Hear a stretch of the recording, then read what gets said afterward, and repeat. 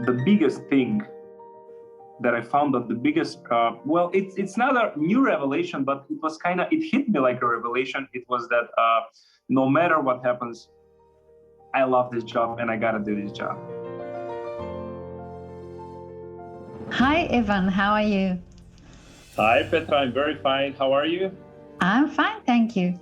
The last time I saw you was when you were singing for me in your window, and a lot has happened since then.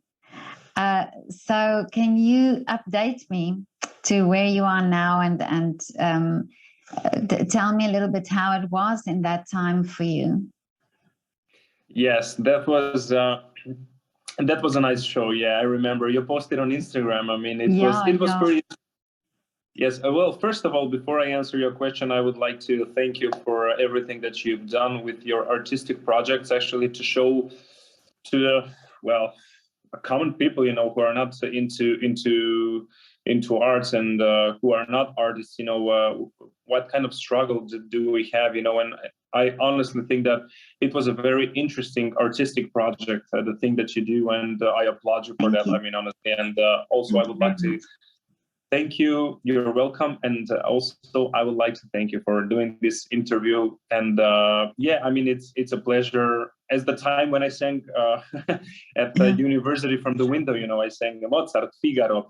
And I mean, that was in summer. That was 2020 in summer. Yes, I remember. After that, well, as you know, in Austria, we didn't have a lot of possibilities to sing openly. I remember I had some concerts in October after that, ferocious, crazy summer. How can I say,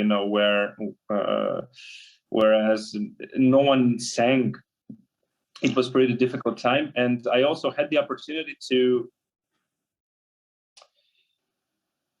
put my energy into things that I wanted to get done, but I didn't have so much time, and I started being focused because the concerts were off, I mean, from every agency in which I sing here in Vienna, they told us, they sent us an emails and messages, sorry guys, but it is what it is.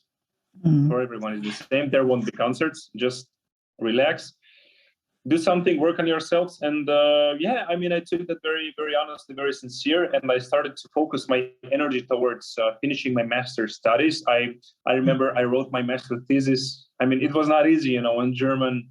I also had some help from colleagues, took a lot of books, read a lot, started to improve my Italian a little bit, because my German and my English are, I would say, on a good level, but my Italian is it's a little bit rusty. I started to learn a little bit Italian to get better.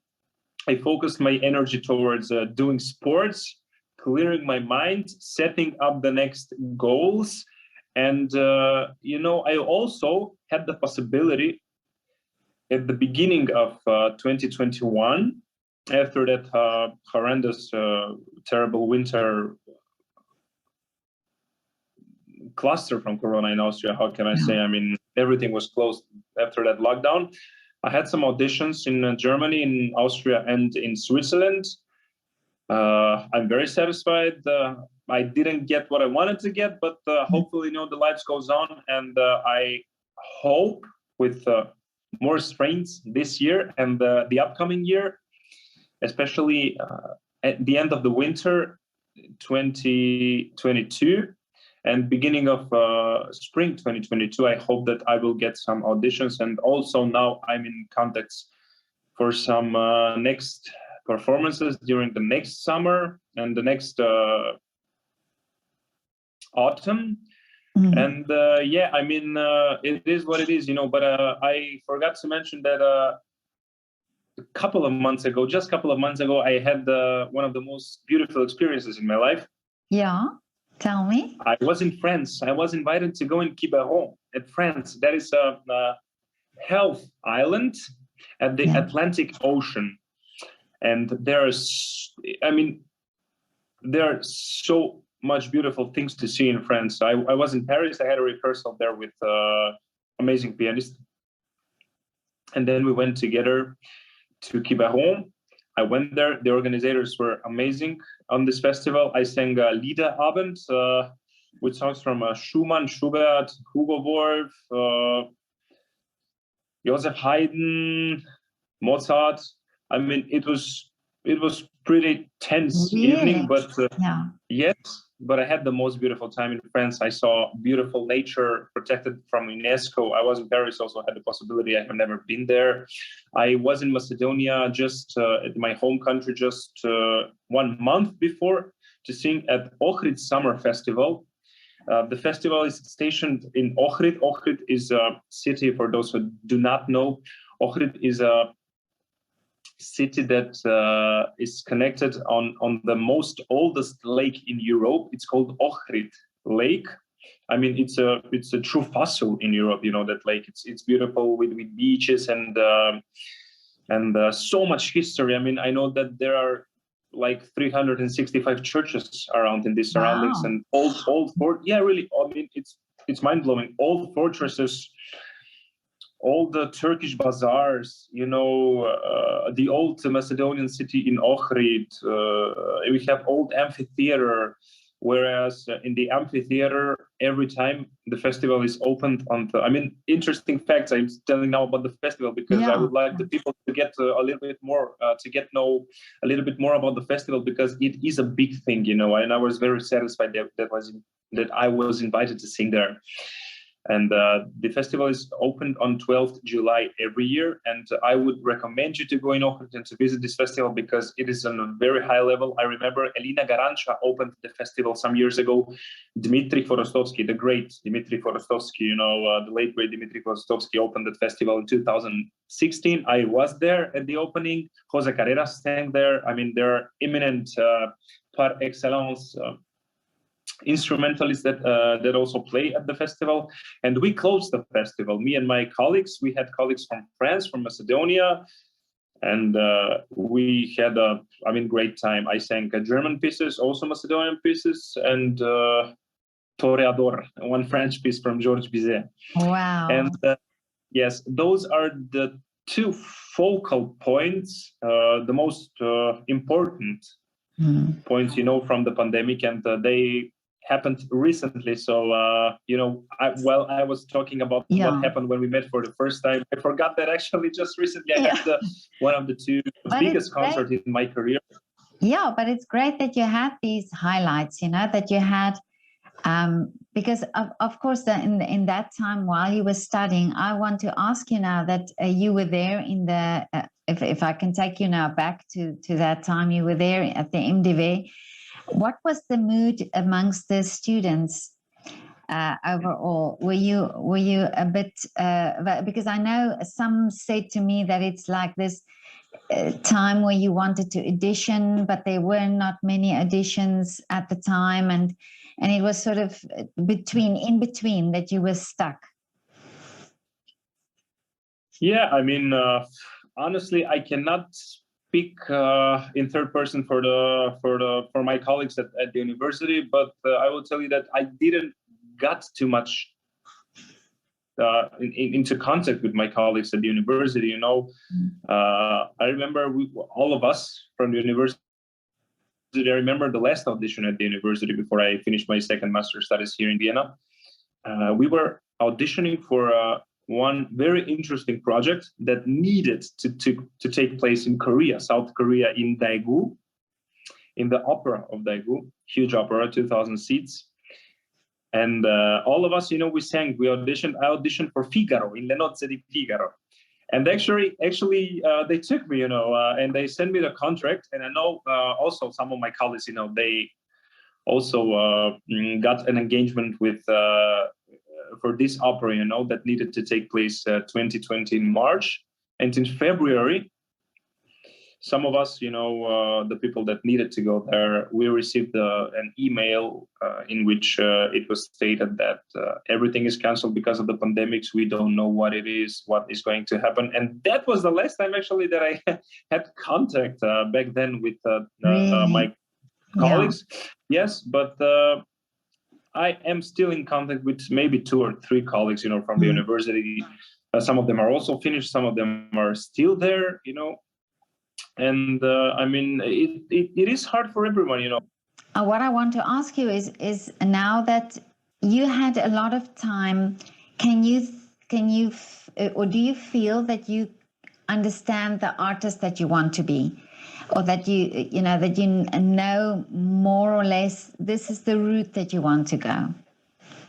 Wow, that is a beautiful question. I have to say that is very, very interesting question, and I would reply it like this, very rationally, but at the same time with artistic opinion, you know, and with what I feel in my soul. So Yeah. during the pandemic, as you know, and everybody know, the art, you know, the literature, the theater, the opera, any kind of music, you may say, you know, the performing on stage especially took a big hit. And I do know some very terrifying things about people that had their jobs and they lost their jobs. And, you know, I honestly, as any other artist, I really got scared about that. But at the same time, I felt the need that wow, I really want to do this, so I will try to find a work, you know, in my profession, as an opera singer. And as I realized that things just got harder and harder, honestly, I started to doubt then that maybe even, I don't know, more and more theater will close, more and more people will be fired. And I hope that that won't be the case. But the biggest thing that I found that the biggest, well, it's not a new revelation, but it was kind of, it hit me like a revelation. It was that no matter what happens, I love this job and I gotta do this job. I cannot go doing something else, you know. I did some stuff, you know. I did like working at cafes and everything. I mean, during my life, you know, I was helping hand to movers when they wanted to move and everything, you know, so I can be paid a little bit more, you know, as a student.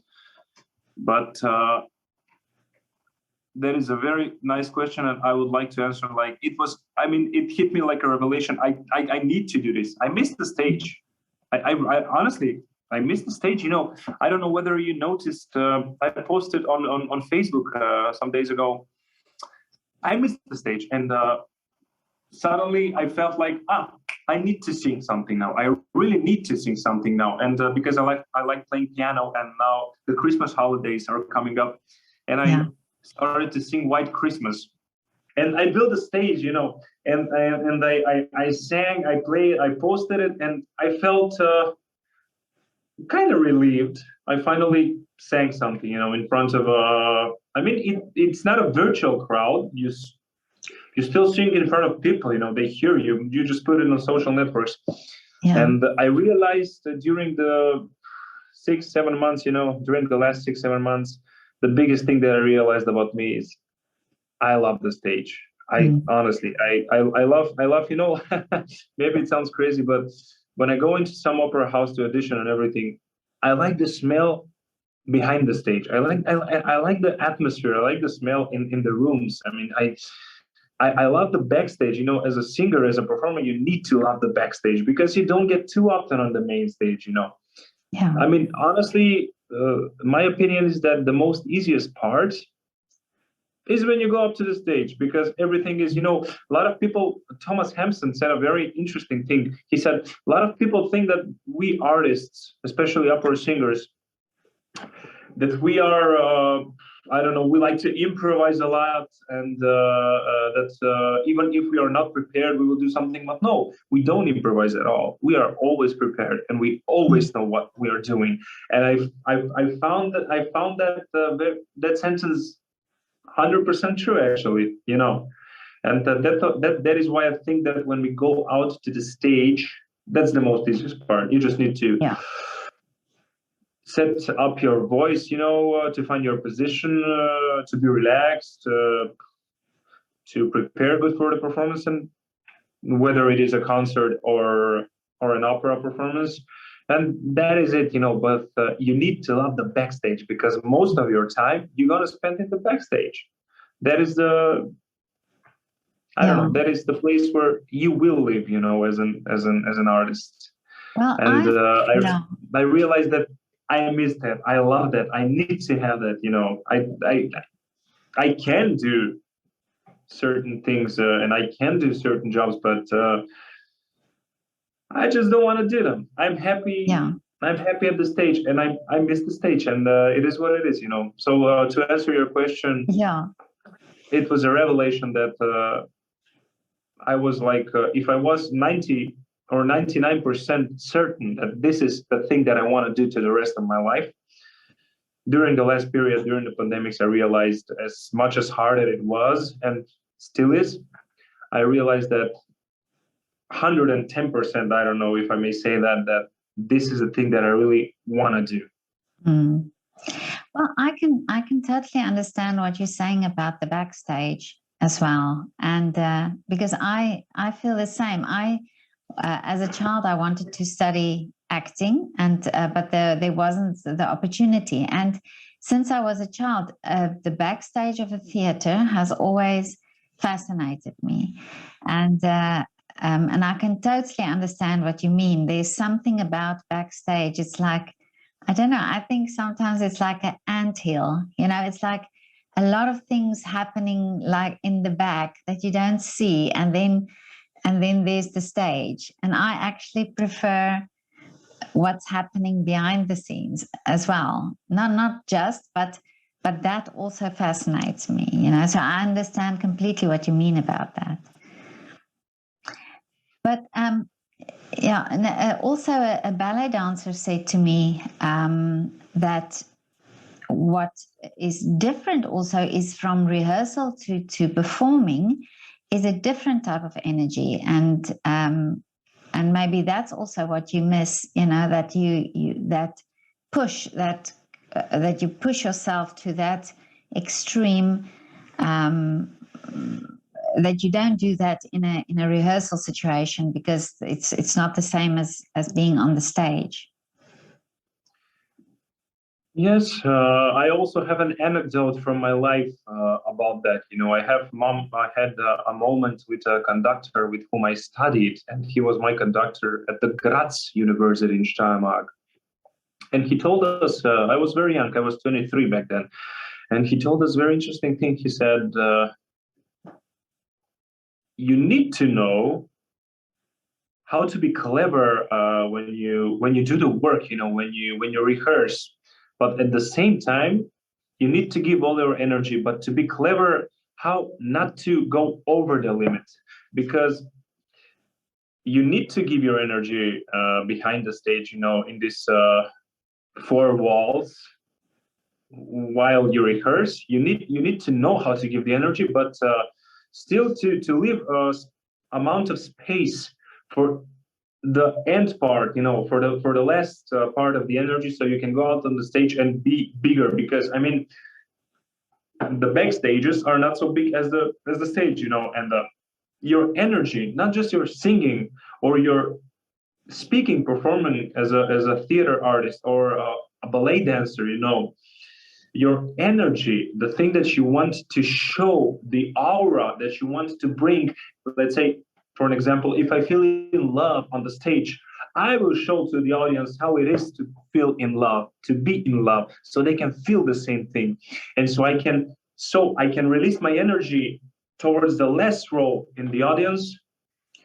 I need to give everything that I can, you know. And in the backstage, I mean, depends on the atmosphere, but I don't think that you can do that. And I think that he was referring to that part of give yourself.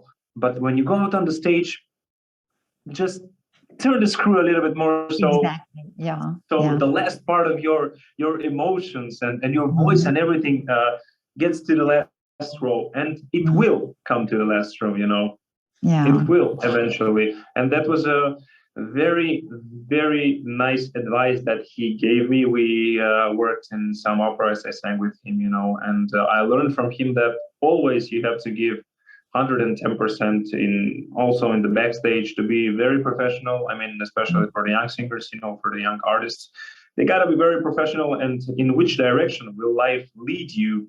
I really don't know.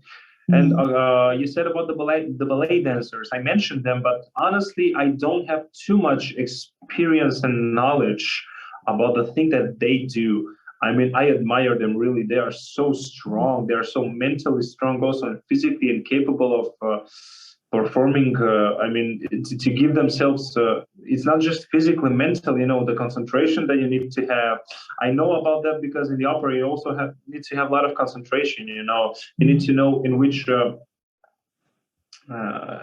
these small TVs we will see the conductor. You know, when to see the conductor, when to turn yourself to the colleagues, when to watch out for certain scenes, for certain movements that you need to do in the stage. And all of that takes energy, and I can just applaud them to the ballet dancers for giving themselves so much physically and mentally. And when they speak about energy, I can definitely understand because they really need probably even a lot more energy than us. You know, I need my body for singing, but they need their body, every part of the body for performing to the highest level. You know, and but the anecdote that I said about the energy, I mean, it really needs to be like that. You need to give yourself to the fullest in the backstage, but still to keep some small amount of the less part of your energy, you know, the part that completes the dices, you know, so you can go out on the stage and do what you do. And do it, yeah. But Ivan, I want to ask you now, what are your plans for Christmas? Because we're going to have a lovely Christmas this year. Last year was a bit doom and gloom, but this year we have to, like you say, push it up a notch. Thank you very much for that question. That is a very mindful, beautiful question. Well, now on 13th of December, I have an audition in Germany. I'm prepared. I will go to that audition. Yeah. On 18th of December, I also have an audition for something else. I mean, I wouldn't want to say it, you know, I would like to keep a secret, you know, and when it happens, I will post it on social networks, of course. I would love to see. Yeah. Oh, of course. And after 18th of December, I am completely free. Really? And yes, and my girlfriend has a concert because we live together in Vienna, and she has a concert. She's also a singer on 17th of December, and she's also completely free. So we were planning on visiting some European city like Budapest, let's say, for an example. We will definitely go to Budapest, actually, not like an example. So we will spend some time there, and we will be back in Vienna for 25th, 26th of December. And every Christmas, I mean, it was my idea, you know, we have a tradition in Vienna to meet with colleagues, to invite them for a Christmas supper, to sing and to hear Christmas carols, to have some wine, some beer, some nice meals, you know. Yeah. And we will definitely spend, I say, the Catholic Christmas, you know, the Catholic Christmas like that. And for my Orthodox Pravoslav Christmas on 6th of January, I think that I will also be in Vienna, and maybe we will also do the same thing, because usually I go to Macedonia to visit my parents, but now I cannot because of certain engagements here. I need to stay in Vienna because of some concert. Maybe something will occur after the lockdown. And I love Christmas. It's a beautiful time, and I always spend it with my friends and family, but now probably it's going to be just with my friends. I will Skype my family or Zoom my family, so I can always see my family today. Yeah, I can just imagine when you sing Christmas carols, and you're such a great singer, that must be so wonderful. Yes, I love that music, honestly, and I love. I mean, I love every kind of music. Listen, Petra, I love every kind of music. I love the oldies. Let's say Elvis Presley. He has some nice Christmas carols, and Frank Sinatra. And in the newer times, Michael Bublé, you know, and I mean, I love that kind of music, and I also love the older music, you know, these a cappella groups from the 50s, from the 60s, the Beatles, rock groups, and everything. So we spend our Christmas with oldies but goodies. It is what they say, yeah. Yeah, that's great. And do you and your girlfriend sing together sometimes? Actually, we sang just one time in September. We had a concert here in Vienna. We sang just one time in September. We sang some duets from Mozart and Franz Lecha. This typical. She's a soprano and bass baritone. And but we didn't have, believe it or not, we didn't have the possibility to sing more than one time. We sing at home sometimes, but we didn't have the possibility. And I honestly think that if we work in the same opera house, if we would work in the future, hopefully in the same opera house, I think that we wouldn't sing so much together because we are different types of voices. I think that we don't collide. We don't collide too much with our repertoire. She's a more dramatic repertoire, like Verdi and Wagner, maybe later in her life. Strauss, this big orchestrations, Salome Electra and everything. Yeah. And I'm more a lyric voice. I'm more voice suited like a character as a person. And my voice is more suited for Mozart, for Rossini, Bellini, Donizetti, this lirico spinto Italian repertoire. And of course, the German songs. So we don't collide too much with our repertoire, but there are some operas in which we can sing together. Let's say Carmen, for an example. Carmen is a beautiful opera in which we have roles for both of us. So yeah, to answer your question, we sang just one time, sadly. So it's safe to say when you have an argument, you don't break out in song. No, no. Thank God, thank God. And that is the beauty. Interesting that you mentioned that. That is the beauty, because you cannot win an argument with singing. You cannot tell someone, he is better singer than him, she is better than him, or she is better than she, because in the music, 2 + 2 are never 4. Everything is taste. The taste depends, There are certain styles, certain norms of singing that you need to respect and you need to do, But in the music, that's why you say, I like this conductor and I don't like this conductor too much because of this and this and this and this. It's not that he's not good. It's like you don't like him. Your sense of music, your musicality, it's connected more with some other conductor who takes the tempi maybe a little bit faster, more avant-garde, more in this different style, let's say, and that is the beauty of the music, because you have everything for everyone and it can never be performed the same. It's not like, I will tell you a typical example. We have Winter Olympics, and during the day on the program is skiing.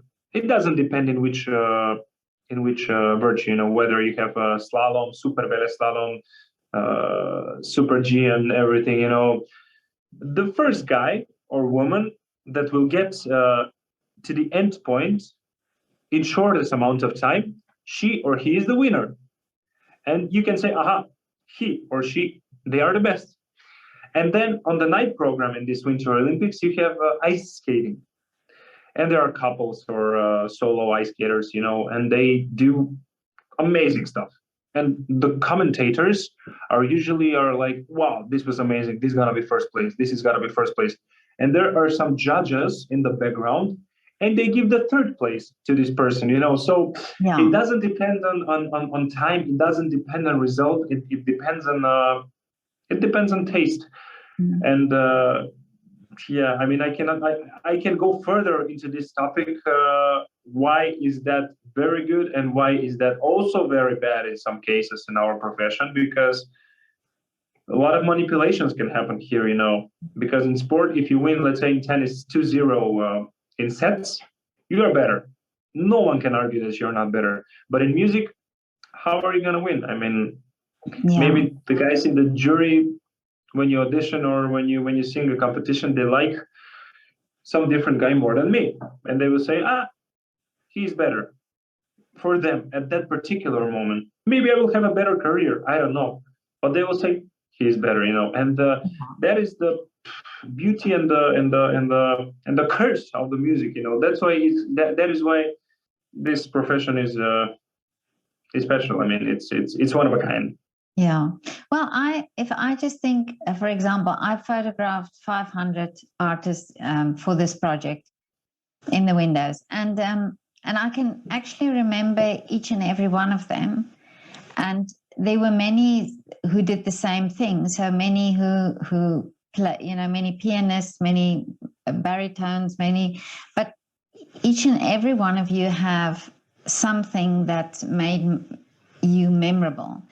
And in this sense, this is what I thought about afterwards is that doesn't matter if you it doesn't matter if you have 1,000 pianists, you will have 1,000 different pianists. It's I think this is also the advantage that you can be this unique artist because of who you are. Exactly. That's, as I said, that is the beauty and the curse of our job. The beauty is because you will meet so many extraordinary people. And I have worked and met very interesting, charismatic people, and you say, wow, I mean, he or she, you're one of a kind. Wow, with your talent is different, your walk is different, your talk is different, your singing is different. I mean, wow, you are different, and I don't know whether the people like to see different or they just want to stay in the same lane, but that's the beauty, because you will meet a lot of people, you will meet a lot of people in the art world who are truly an interesting characters, and I had the possibility to meet some of them, and I think that every person has its own charm, own charisma, and knowledge about himself, about what he wants to accomplish in this profession. And as you said, exactly, that is the beauty. You can memorize a person from the thing, just from what he is. That is the beauty. As you said best to yourself.